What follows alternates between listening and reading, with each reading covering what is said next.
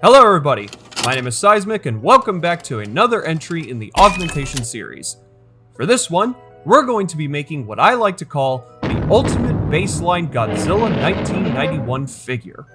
And of course, the figure of today's episode is the HIYA Exquisite Basics Series Godzilla vs. Ghidorah 1991 Godzilla Hokkaido version. Wait, what? Are we not doing this one? Oh, right, yeah. Yeah, we're working with the one that comes with accessories. Okay, let's retry that. Today, we're going to be working with the HIYA Godzilla vs. King Ghidorah Heat Ray Godzilla Hokkaido version. And we're going to transform this figure into what I believe should have been what the first release should have given you, along with some fun additional stylization to bump this figure up to the next level. And if you're new around here, let me give you a rundown of the Augmentation Series. Chaos control. Stay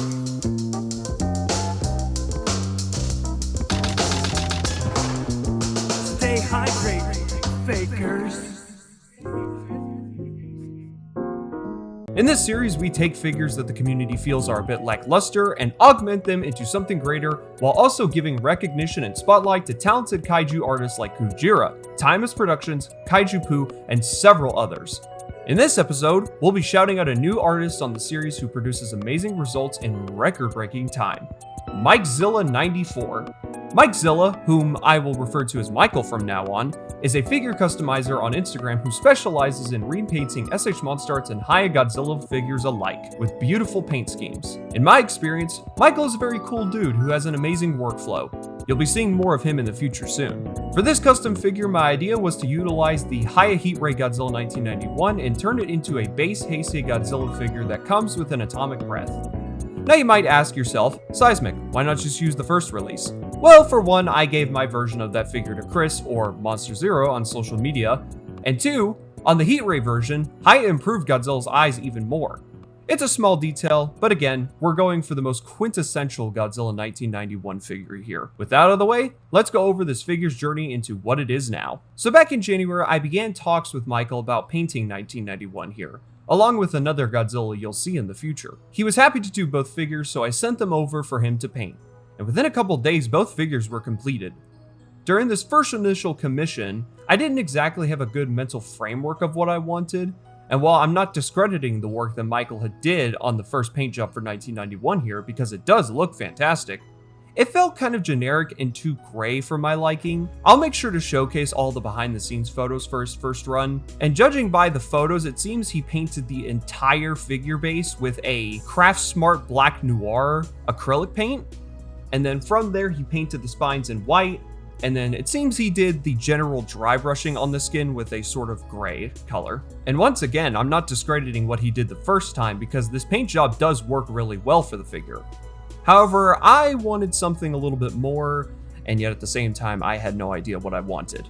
With this, I decided to try and give Godzilla here a faint dark blue dry brush. This specific Matte Frank drawing of Godzilla was one of my biggest inspirations for how I wanted his color scheme to look. I've always been a fan of Godzilla having a faint dark blue sheen to him, and so I attempted that with some Citadel color Leviathan blue, I think that's how you say it, and while Citadel paint is high quality, the paint is a lot more watery than I expected, and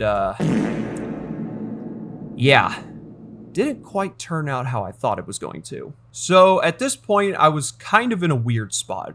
Do I try and salvage the paint job, or do I go talk to Michael, basically being like, hey, I need you to paint the figure again. I fucked up trying to do one small thing. And so I procrastinated on that for about a month or two, and yeah, I went back and had to tell him about me throwing some paint over what he already did. Yeah, that's not fun.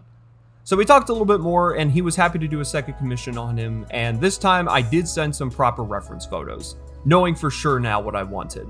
A darker color scheme, orange nails on his feet and claws, more white and contrasting spines, and a very faint dark blue dry brush on his scales to make the detail pop. Along with that, I also sent him the atomic breath piece you get with the figure to be painted in a darker and more vibrant color scheme, similar to what you see on Warhammer model paintings. And if you're wondering why at this point it's leaning way more into stylization rather than accuracy, well, for one, if you want a true accurate Godzilla 1991 with an atomic breath, just purchase the Heat Ray version and paint the spines white.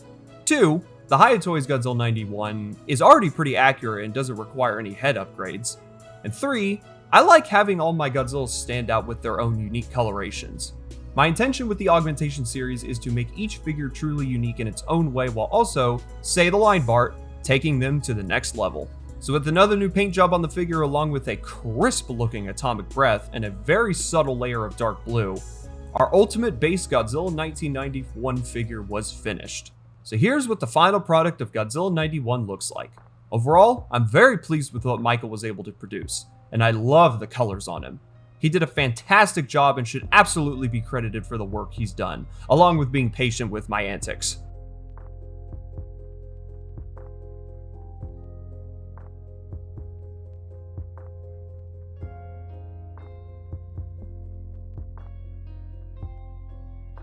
And trust me, you'll be seeing him in future installments in the Augmentation series.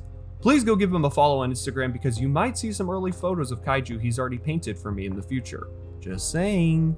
So please let me know what you guys think of Godzilla 91 here and what figures you'd like to see me upgrade in the future. I'm always open to suggestions. What if Godzilla vs. the Gargantuas is next up on the video catalog? I apologize for the delays, but trust and believe we're at the halfway point and it should be done very soon. So stay tuned, it's almost done. So with that, I'm Seismic. Subscribe if you're interested, drink plenty of water, and I'll see you all on the flip side. Peace out!